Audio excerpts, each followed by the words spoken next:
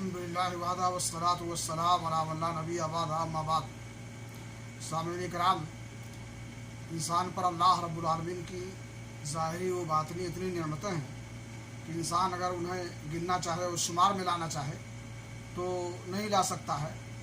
انہی نعمتوں میں دو نعمتیں ایسی ہیں جنہیں غلط استعمال کی وجہ سے اکثر لوگ خسارے میں اور گھاٹے میں ہوں گے۔ صحیح بخاری شریف کی حدیث ہے، اللہ کے نبی جناب محمد رسول اللہ صلی اللہ علیہ وسلم فرمایا، نعمتان مغبون فیہما کثیر من الناس الصحہ والفراغ۔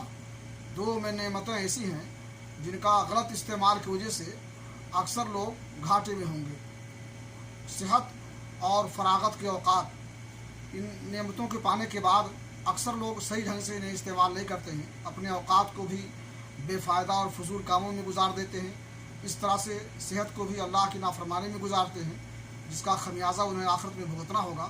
اللہ رب العالمین سے دعا ہے کہ اللہ تعالیٰ ہمیں توفیق بخشے کہ ہم اللہ کی نعمتوں کی قدر کریں اور انہیں صحیح ڈھنگ سے استعمال کریں اور ان کی قدر کریں۔